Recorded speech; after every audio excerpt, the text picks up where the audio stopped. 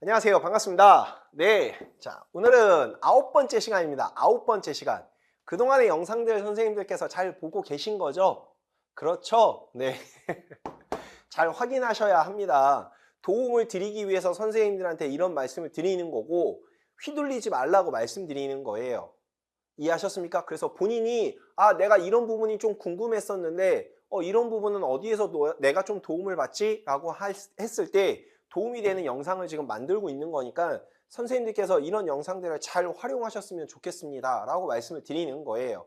이해하셨죠? Anyway, 자, 오늘은 공지해드린 바와 같이 답안지는 어떻게 작성해야 합니까에 대해서 소개를 좀 시켜드릴게요. 자, 제가 이걸 왜 테마로 지정했냐면 선생님들께서 답안지를 쓰다 보면 답안지 언제부터 쓰기 시작하냐면 죄송해요.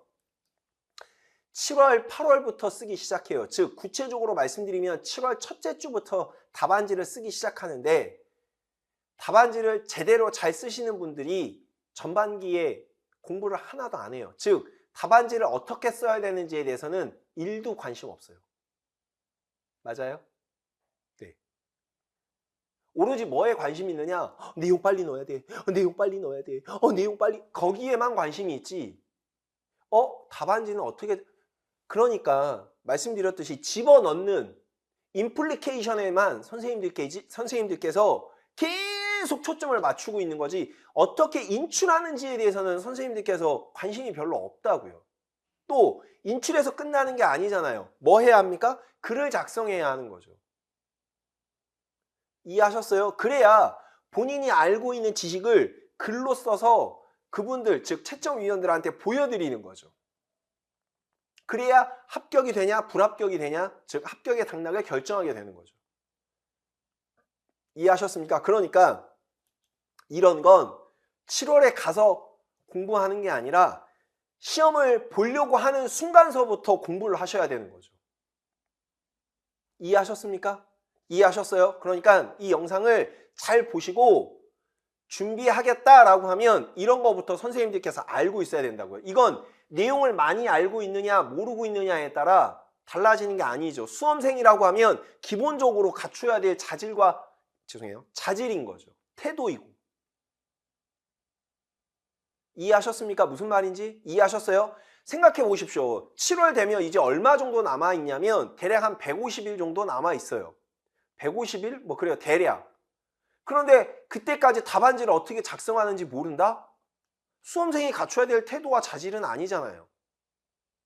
그렇죠? 그러니까 미리 이런 거는 어떻게 하는지에 대해서 선생님들께서 알고 계시면 좋겠다라는 취지로 영상을 촬영하는 거니까 잘 보시고 도움이 많이 됐으면 좋겠습니다. 자, 그럼 갈게요. 자, 무엇부터 보냐면 답안지 작성할 때 수험생 유의사항이라는 게 있어요. 시험지를 받으면 제일 첫 페이지에 이런 문항이 나와 있습니다. 글씨가 작아서 잘 안 보이죠. 그래서 제가 확대해서 보여드리도록 할게요. 하나하나씩 차근차근히 말씀 좀 드리도록 하겠습니다. 문제지와 답안지 전체의 면수와 인쇄 상태를 확인하세요 라고 있어요. 그래서 답안지의 면수는 몇 개랍니까? 2개입니다 라고 얘기할 거예요. 그래서 이렇게 한 면과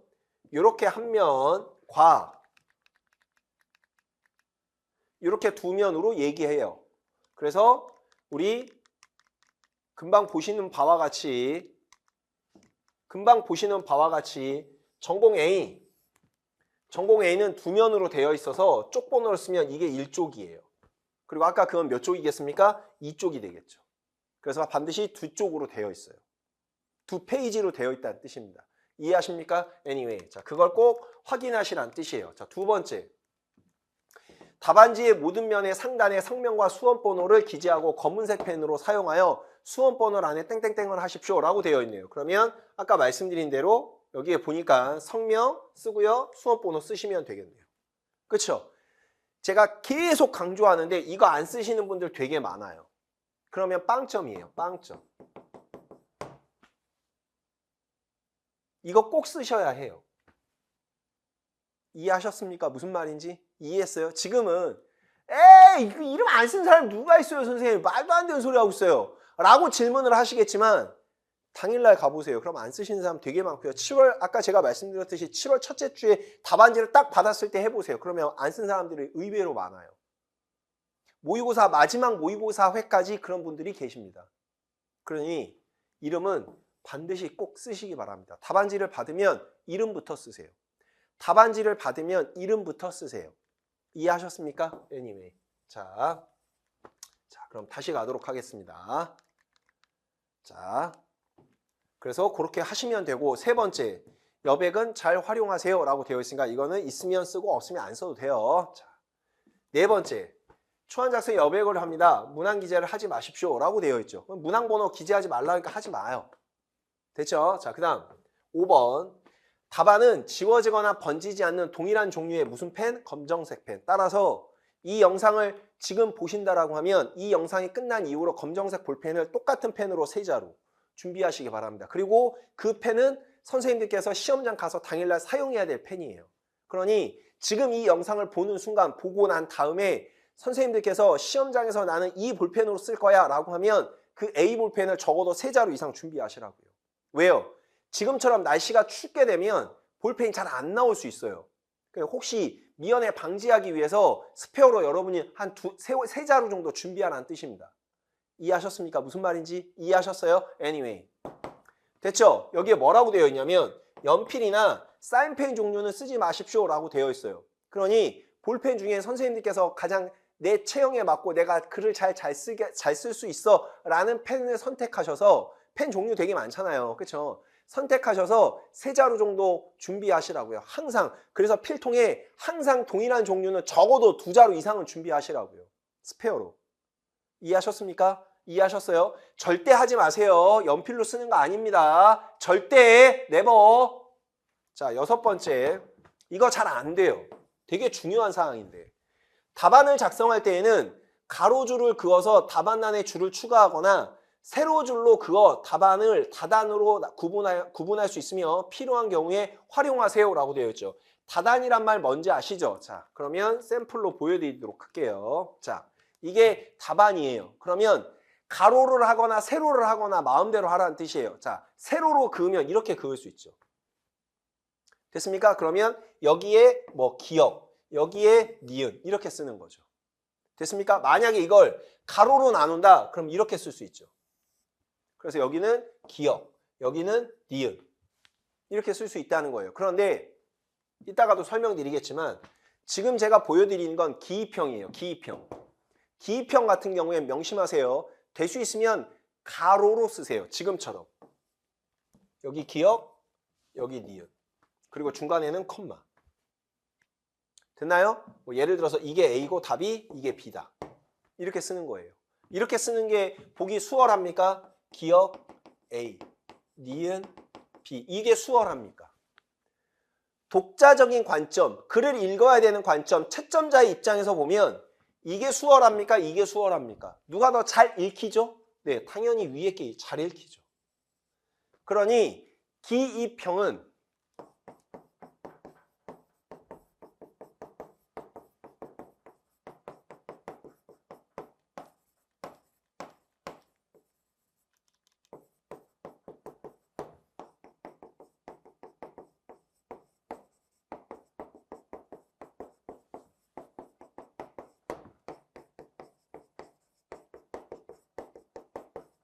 가로로 작성하세요. 그리고 기입형은 대부분 다 문항을 2개 물을 거예요.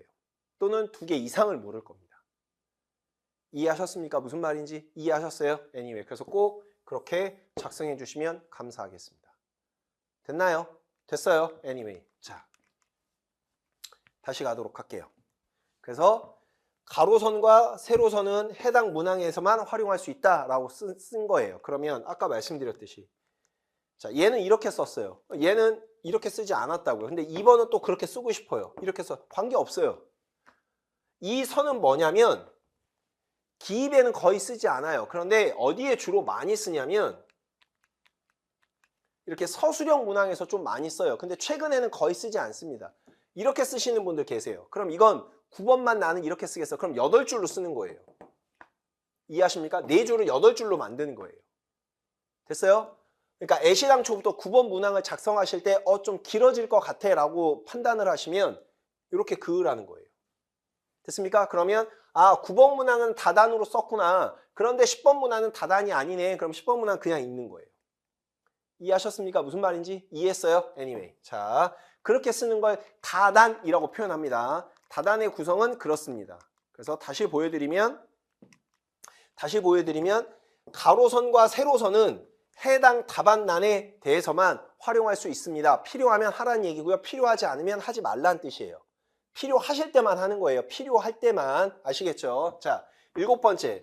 답안을 수정할 때에는 반드시 두 줄을 긋고 수정할 내용을 작성하세요 라고 되어 있어요. 단, 중요한 말입니다. 무엇과 무엇은 사용하지 말랍니까? 그래요. 그러니까 지금 이 시간 이후부터 본인들 필통에 수정 테이프와 수정 액이 있으면 다 버리세요. 지금서부터 연습하세요. 이해하셨습니까? 이해하셨어요? 좀 지저분해지면 어때요? 본인이 노트인데 본인이 알아볼 건데 본인만 알아보면 되는 거잖아요. 이쁘게 하지 않아도 돼요. 아니 내 거잖아요. 내 거. 이해하셨습니까? 이해하셨어요? Anyway. 자, 문항에 대한 답안 내용 이외의 것은 1절 표시하지 마십시오 라고 되어 있어요. 그러면 답안의 특정 부분을 강조하기 위해서 밑줄을 긋거나 기호를 하는 등이라고 되어 있다고요. 왜요? 뭘 방지하는 거예요? 그렇죠. 컨닝을 방지하겠다는 취지예요. 그러니 그런 거 하지 말라고요. 이해하셨죠? Anyway. 자, 문항에서 요구하는 내용의 가지수가 제한되어 있는 경우에 요구한 가지수의 내용만 답안으로 작성하세요. 이렇게 되어 있잖아요. 첫 번째로 작성한 내용부터 문항에서 요구한 가지수에 해당되는 내용까지만 답안으로 구성하겠다라는 얘기입니다. 자, 제가 샘플로 하나 보여드리도록 할게요. 자, 여기에 보면 여기 있다. 여기에 보면 이렇게 문항이 되어 있어요. 자, 밑줄 친 리을에서 디귿 잘못된 거 한 가지를 찾아라고 되어 있잖아요. 그러면 3개 중에 1개가 잘못됐다는 거죠. 됐습니까? 그리고 몇 가지만 쓰래요? 네, 한 가지만 쓰래요. 그러면 가지수 하나만 쓰겠다는 거예요. 그런데 그래서 만약에 답을 니은을 썼다고 합시다. 니은에 가를 나로 수정했어요. 그러면 이렇게 썼어요. 됐습니까? 그런데 만약에 이분이 좀 불안해서 디귿도 틀린 것 같아. 디귿은 나인데 다로 잘못 쓴 것 같아. 이렇게 썼다고 합시다. 그러면 이건 채점이 안 된다고요. 첫 번째 것만 채점이 된다고요. 첫 번째 것만. 됐어요? 왜요? 몇 가지를 쓰라고 했으니까 한 가지만 쓰라고 했어요. 그럼 여기에 2가지를 쓰라고 했어요. 그러면 금방 말씀드린 것처럼 이렇게 써야겠죠. 됐나요?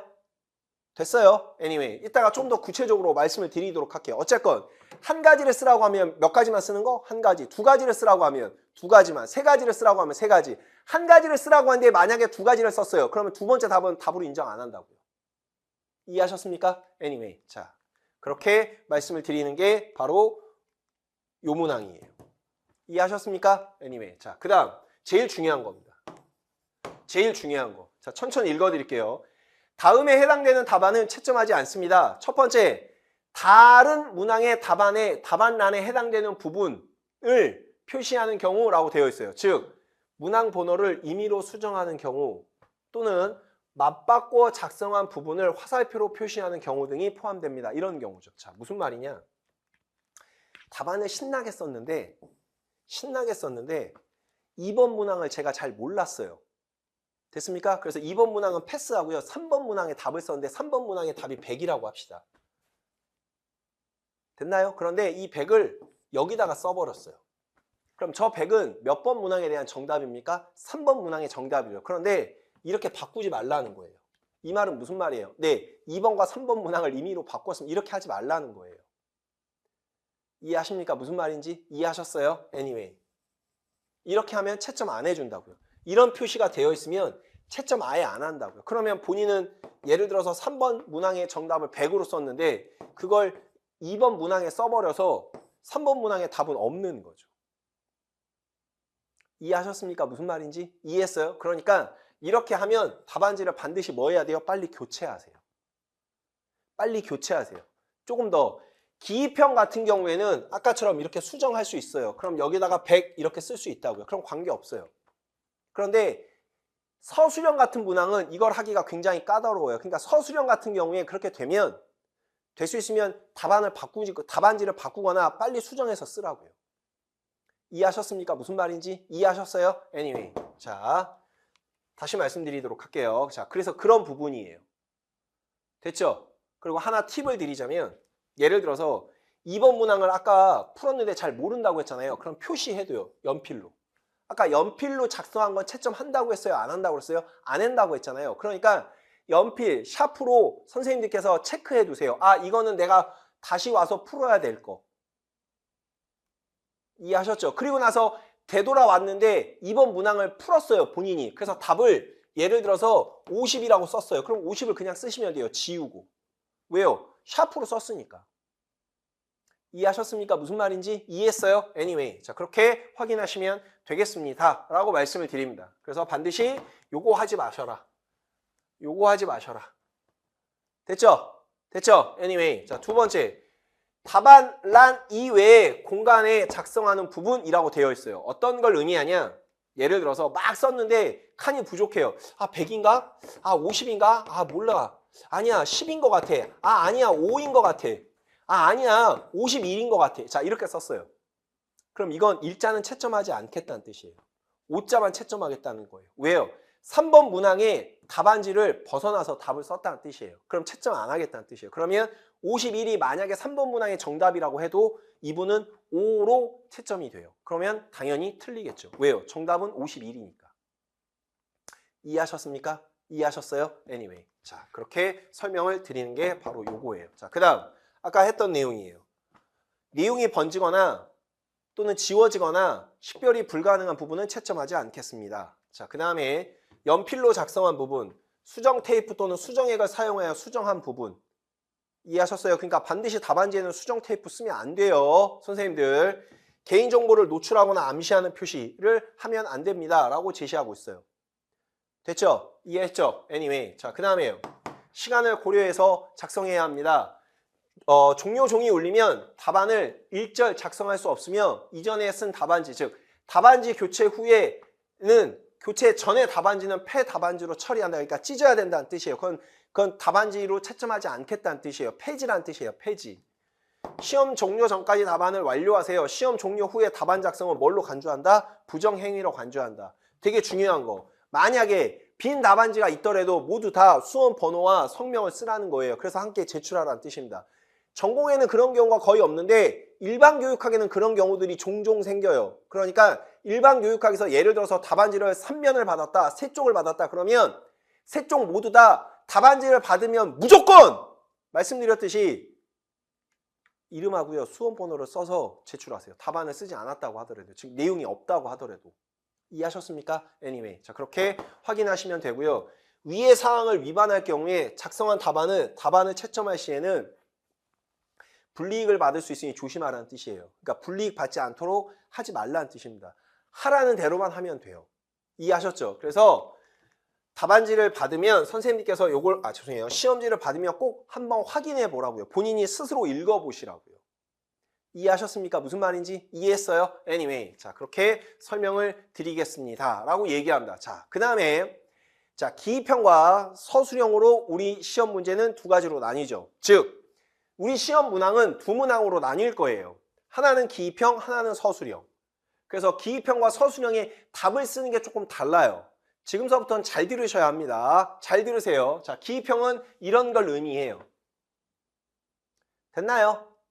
됐어요. 그래서 제가 25학년도 시험에 대한 샘플을 가져왔으니까 잘 한번 확인해 보시기 바랍니다. 자, 1번. 자, 잘 보세요. 밑줄 친 기억에 해당되는 용어를 쓰고 됐죠? 됐죠? 히크의 법칙에 근거해서 괄호 안에 니은에 해당되는 답을 쓰세요 라고 되어 있죠. 자, 그러면 한 문항에 몇 개의 문항을 묻고 있습니까? 2개요. 물을게요. 기입형은 선생님들 해당되는 문항에 몇 점짜리입니까? 2점짜리죠. 그러니까 한 문항당 1점. 즉 요거 1점, 요거 1점. 됐죠? 그러면 이거는 기억에 대한 용어를 쓰라고, 이건 니은에 대한 용어를 쓰라고 하는 거잖아요. 그럼 아까 말씀드렸듯이 자, 답안지가 있어요. 됐습니까? 그럼 몇 개를 물었습니까? 2개를 물었죠. 하나는 기억, 하나는 니은을 물었죠. 아까 기입형은 뭘 어떻게 쓰라고요? 세로로 쓰지 말고 가로로 쓰라고요. 됐죠? 그러면 기억은 뭐 예를 들어서 가예요. 니은은 나예요. 답을 이렇게 쓰는 거예요. 됐습니까? 됐어요? 자, 그런데 만약에 선생님들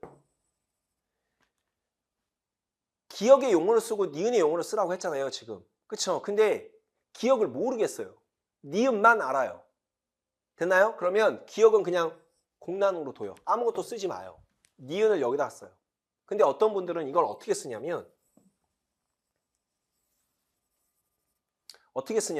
그냥 나 이렇게 써버려요. 그러면 이건 기억에 대한 답인지도 모르고 니은에 대한 답인지도 모르고 그쵸?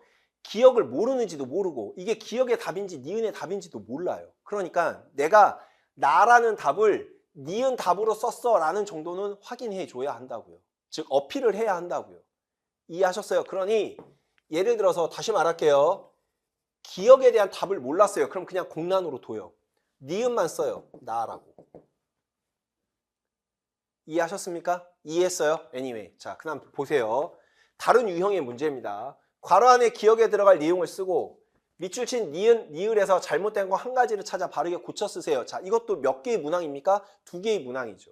그럼 똑같아요. 자, 똑같아요. 기억, 땡땡. 그 다음에는 니은이라고 쓰면 안 되죠. 왜요? 이제는 뭐라고 했으니까. 잘못된 걸 찾으라고 했죠. 그러면 예를 들어서 디귿이 잘못됐다고 합시다. 디귿에 달을 나로 수정해야 한다고 합시다. 그러면 어떻게 쓰냐면 여기에다가 디귿을 쓰는 거예요. 됐어요? 그래서 디귿을 달을 나로 수정해 라고 써야 한다고요. 이해하셨죠? 이해하셨어요? 이해하셨습니까? 무슨 말인지? anyway. 왜요? 뭐라고 했어요? 잘못된 거 한 가지를 찾아 뭐래요? 바르게 뭐 하랍니까? 고쳐 쓰세요. 그러면 예를 들어서 그냥 디귿만 썼어요. 그럼 최초 답으로 인정 안 하겠다는 뜻이에요. 왜요? 고친 내용이 없으니까. 이해하셨습니까? 무슨 말인지? 이해하셨어요? 제가 지금 금방 이렇게 썼잖아요. 이걸 그냥 글로 풀어 써도 돼요. 됐습니까? 그러니까 잘못된 거 쓰고 수정한 내용 쓰고 반드시 이걸 써야 해요. 고쳐 쓰라고 했으니까. 이해하셨습니까? 이해했어요? 이걸 만약에 이렇게 세로로 쓴다고 해봐요. 얼마나 조그맣게 글씨를 써야 합니까? 그러니까 될 수 있으면 가로로 쓰란 얘기예요. 이해하셨어요? 자, 마지막 세 번째. 자, 괄호 안에 기억 니은에 해당되는 값을 순서대로 쓰세요. 값이라고 했단 말이에요. 값. 이해하셨습니까? 무슨 말인지? 이해했어요? 그러면 똑같아요. 자, 기억의 값, 니은의 값. 자, 근데 기억의 값이 0.1이고요. 자, 얘가 51.8이라고 합시다. 됐습니까? 그냥 이렇게 쓰면 돼요. 됐어요? 됐어요? 자, 그런데 조건부가 있죠. 단, 소수점 첫째 자리에서 뭐 하랍니까? 반올림. 반올림이라는 거 어떻게 하시는지 알죠? 5 이상이 되면 모두 다 얼마? 올려야 하는 거. 예를 들어서 반올림, 예를 들면 자, 이렇게 됐어요. 그럼 소수점 몇째 자리에서? 소수점 첫째 자리에서 반올림 할 것이라고 되어 있죠. 그럼 이거 반올림 되면 얼마입니까? 0이죠. 됐어요? 자, 만약에 소수점 둘째 자리에서 반올림 하세요 라고 하면 얼마를 써야 돼요? 자, 0.4라고 답을 써야죠. 됐습니까? 자, 두 번째. 소수점 이하 둘째 자리까지만 제시하시오 라고 되어 있죠. 그럼 둘째 자리까지만 제시하라고 했으니까 0.42라고 되어 있죠. 자, 그럼 만약에 소수점 셋째 자리에서 반올림 하세요 라고 하면 답이 얼마입니까? 그렇죠. 0.43이 되겠죠. 됐어요? 이해하십니까? 그러니까 이 조건부는 그냥 조건부대로만 하면 돼요. 쓰라고 하는 대로만 쓰면 된다고요. 이해하셨습니까? 무슨 말인지? 이해했어요? anyway. 자, 이렇게 확인하면 돼요. 됐습니까? 그러면 아까 말씀드린 대로 그냥 쓰시면 된다고요. 됐죠? 됐죠? 잊지 마세요. 기입형은 항상 뭘로 쓴다? 가로로 쓴다. 그리고 한 문항에 될 수 있으면 두 개를 물으니까 될 수 있으면 가로로 쓰라는 뜻이에요. 그리고 시키는 대로만 하면 돼요. 됐죠? 이해하셨죠? 그래서 답안 작성은 저렇게 하시면 돼요. 됐습니까? 자, 그런데 아까 말씀드렸듯이 이게 아니었죠. 아까 답이 0.4라고 합시다. 그러면 얼마라고 답을 써야 됩니까? 0.4 이렇게 답을 쓰면 돼요. 이해하셨어요? 이해했습니까? Anyway 이렇게 하시면 되겠다라고 말씀을 드립니다. 됐죠? 됐죠? 지금은 기입형 하나 말씀드린 거예요. 자, 그럼 다음.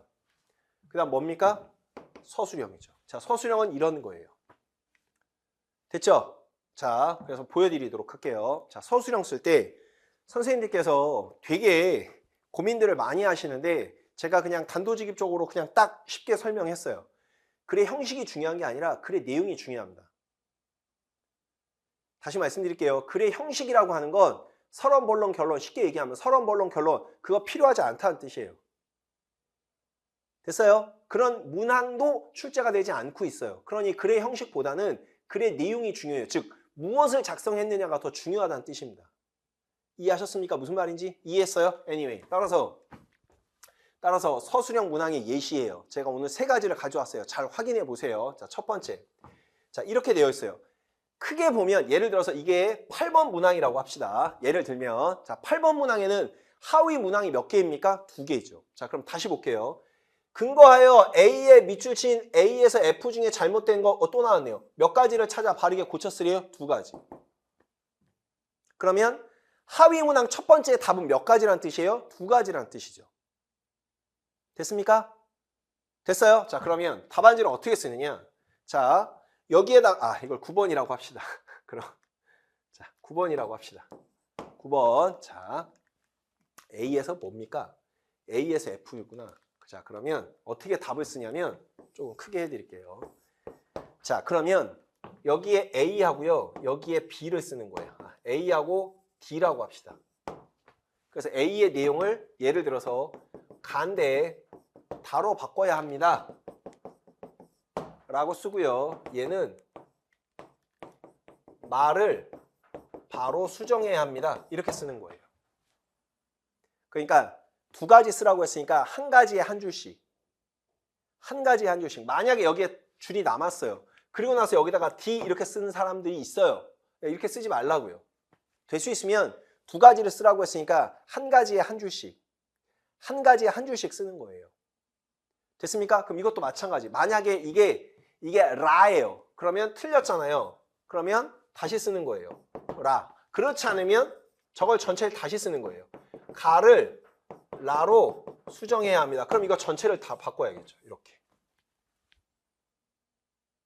이해하셨어요? 무슨 말인지? 이해했습니까? 한 가지당 한 줄씩. 됐죠? 자, 그 다음 2번째 볼게요. 자, 그 다음에 하위 문항 2번째 거예요. 또 똑같이. B에 해당되는 단원 운영의 하위 항목을 쓰세요라고 되어 있죠. 그럼 여기서 한번 쪼개야겠네요. 나의 표현에 기억, 리을의 교육과정 개시 순서를 과거에서 현재 순서로 나열하세요라고 되어 있죠. 자, 그러면 2번째 하위 문항도 문항이 몇 개입니까? 2개죠. 됐어요? 됐어요? Anyway. 자, 그러면 자, 여기에 뭐라고 되어 있습니까? A라고 되어 있나요? B라고 되어 있구나. 그럼 여기에 B라고 쓰는 거죠. B의 하위 항목은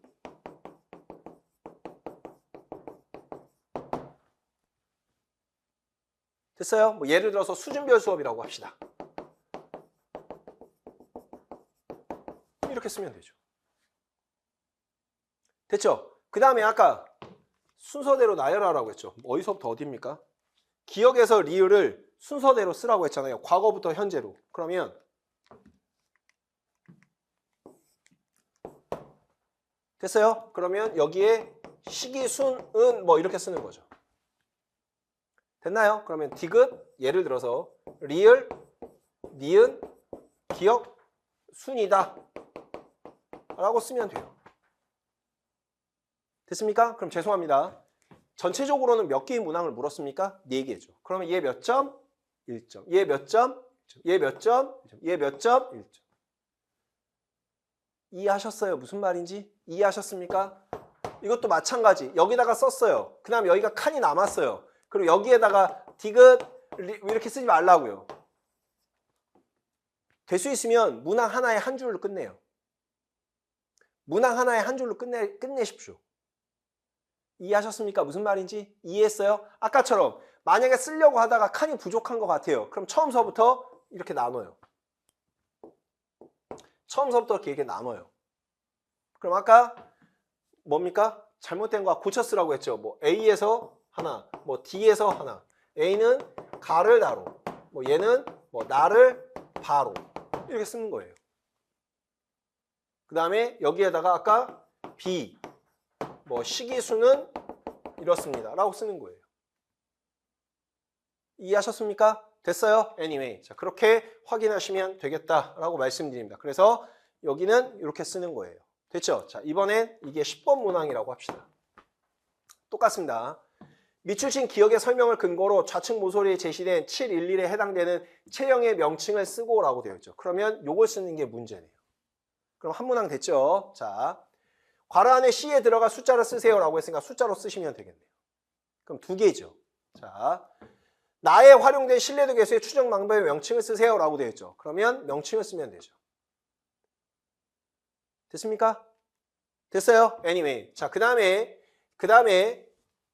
밑줄친 니은을 공식을 쓰고 라고 되어 있죠. 그 다음에 요걸 요렇게 쓰세요 라고 되어 있습니다. 자, 그럼 이거는 몇 개를 물었나요? 5개를 물었죠.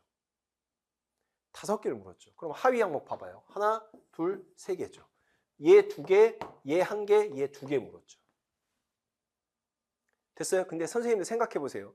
이걸 길게 써야 돼요? 이걸 길게 써야 돼요? 이걸 훨씬 길게 써야죠. 그럼 아까랑 똑같아요. 자, 그러면 10번이라고 했으니까 이렇게 나눠요. 안 그러면 그냥 써도 돼요. 이거 하기 싫으시면 여기다가 첫 번째 아까 뭐 명칭이라고 했잖아요. 뭐의 명칭입니까? 체형의 명칭이잖아요. 그러면 여기에다가 체형의 명칭이라고 쓰면 돼요. 체형의 명칭. 뭐 예를 들어서 4배요. 이고 뭐 밑줄친 기억이라고 했으니까 그 기억의 숫자는 예를 들어서 9예요. 9이다. 이렇게 쓰면 돼요. 됐습니까? 됐어요? 그 다음에 아까 신뢰도 계수 쓰라고 했잖아요. 명칭. 신뢰도 계수의 명칭. 뭐 예를 들어서 반분검사 신뢰도예요. 그럼 그냥 쓰면 돼요. 그리고 나서 2개를 아까 쪼개 쓰면 돼요. 이해하셨어요? 무슨 말인지? 이해했습니까? Anyway. 그렇게 쓰는 거예요, 그냥. 무슨 말을 하고 싶냐면 하나, 둘, 3개가 적어도 내가 무슨 답을 어떻게 썼는지는 알아야 한다는 거예요. 그러면 얘를 한 줄로 쓴다고 하면 얘는 그 다음 줄로 써야 돼요. 그리고 얘와 얘는 또 달라요. 그러니까 얘 답란과 얘 답란과 얘 답란은 서로 달라야 한다는 뜻이에요. 얘 한 줄로 쓰고요. 얘 한 줄로 쓰고 얘 2줄로 쓰라는 얘기예요. 칸이 아무리 많이 남아도. 이해하셨습니까? 무슨 말인지? 이해했어요? Anyway. 그렇게 확인하시면 되겠다라고 되어 있습니다. 자, 그 다음 마지막 거 봐봐요. 구간의 밑줄친 디귿과 같은 동일한 형식으로 쓰세요라고 했으면 밑줄친 디귿이 이거죠. 그럼 그냥 이대로 쓰라는 거예요. 그럼 어떻게 쓰냐면 이렇게 쓰는 겁니다. 68.216에 대한 신뢰 구간은 똑같이 쓰는 거예요. 그러면 얼마부터 얼마까지입니다. 이렇게 쓰는 거라고요. 됐어요? 됐습니까? Anyway. 이게 답안을 쓰는 요령이라고요. 자, 마지막 샘플. 3번째 샘플. 자, 이번엔 우리 흔히 말하면 운동 역학과 관련되어 있는 거예요. 계산하는 문제.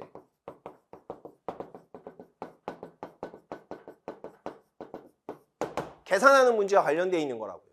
이해하셨습니까? 자, 그러면 값은 다 쓰겠어요. 그쵸? 그 다음에 풀이 과정을 쓰고요. 단위를 쓰래요. 아, 환장합니다. 어떤 게 환장하냐면 이게 환장해요. 풀이 과정. 풀이 과정은 일반적으로 선생님들 그냥 무엇이라고 바꾸어서 해석하셔도 되냐면 계산식이라고 바꾸어서 돼요.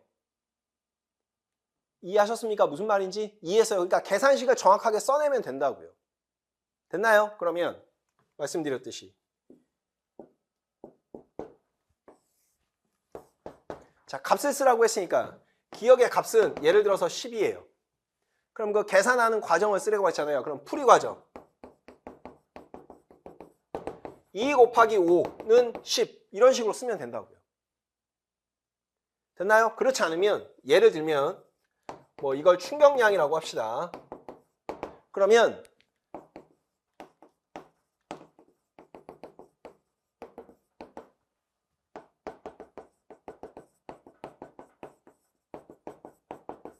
이렇게 쓰는 거예요.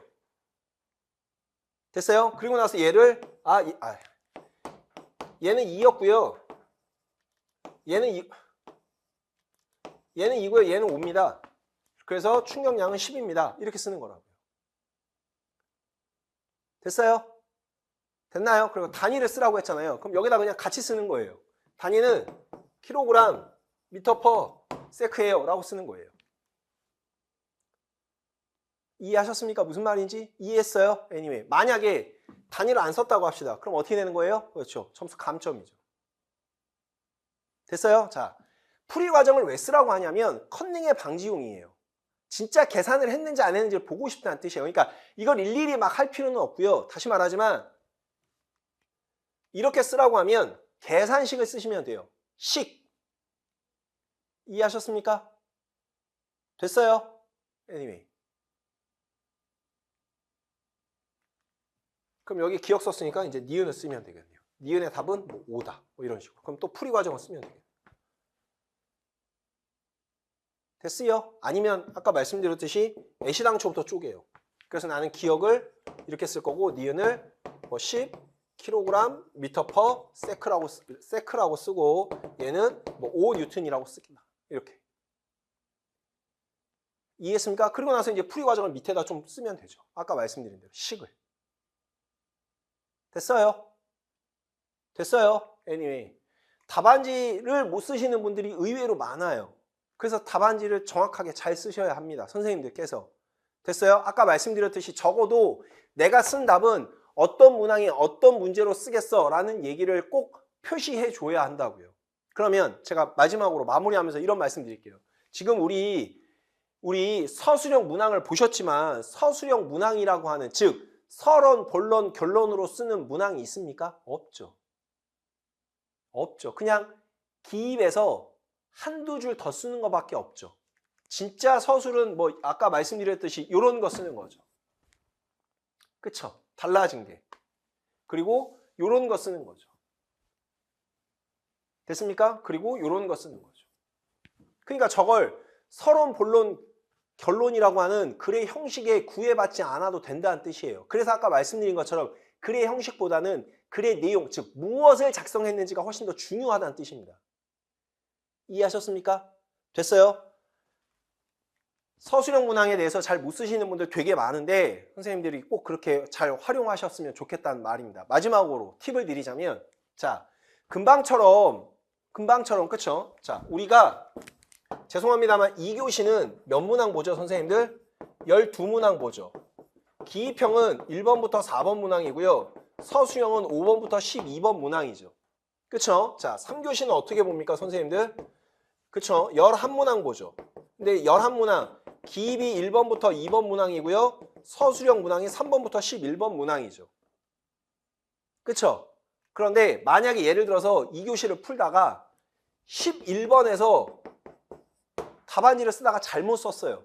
그럼 어떻게 해야 돼요? 그렇죠. 빨리 교체하세요. 최대한 수정을 먼저 하시고요. 수정을 해도 이건 도저히 안 되겠어 라고 하는 것들은 빨리 바꾸시라고요. 그럼 답안지를 바꿨어요. 그럼 뭐부터 해요? 답안지를 옮겨 적는 게 아니라 뭐부터 하냐고요? 그렇죠. 이름부터 쓰셔야 돼요. 명심하시기 바랍니다. 이해하셨습니까? 그러니까 될 수 있으면 답안지를 안 바꿨으면 좋겠어요. 왜요? 이름을 안 쓸 가능성이 되게 높아져요. 긴박하기 때문에. 왜? 옮겨 적어야 하니까. 그러니까 될 수 있으면 답안지를 쓸 때에는 신중하게 잘 쓰셔야 한다고 먼저 말씀드리고 싶고요. 부득이하게 바꿀 경우에는 이름부터 쓰시라고요. 됐습니까? 됐어요? 자, 그리고 그러신 분들 되게 많아요. 시험지에다가 막 다 써요. 아까 1번부터 12번까지. 그리고 나서 답안지로 옮겨. 그렇게는 하지 마세요. 그렇게 하게 되면 손 떨려서 못 써요. 그러니까 문제를 푸시다가 예를 들어서 아까 말씀드린 대로 1번을 풀었는데 내가 정확하게 아는 문항이야 라고 하면 그냥 바로 답에 옮겨 적으세요. 그리고 문항을 몰라? 그럼 체크.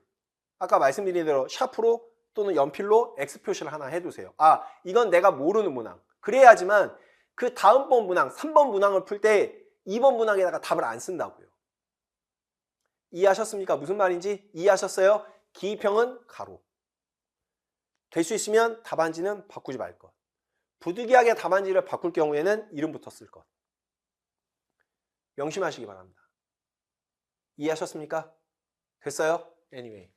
그래서 그렇게 답안지를 작성하시면 좋겠습니다. 라고 말씀드립니다. 됐죠? 다시 말할게요. 노력하면 뭐 하게 되고요? 이해하게 되고 뭐 하게 돼요? 사랑할 수밖에 없죠.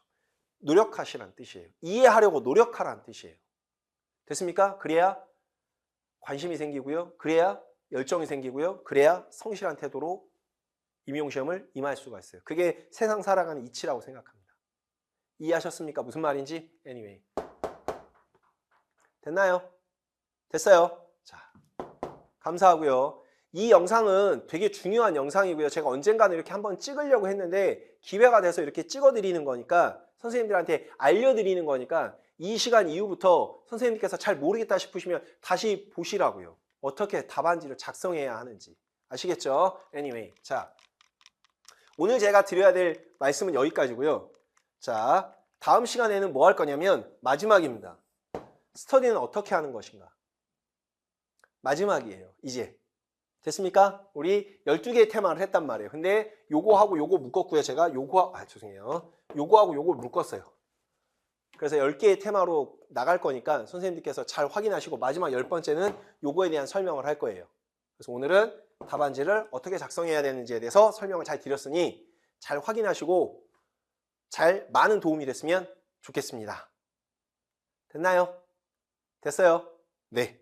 라는 말씀을 마지막으로 드리고 인사드리도록 하겠습니다. 고생 많으셨고 다음에 요 스터디는 어떻게 하는지로 찾아뵙도록 하겠습니다. 고생하셨습니다.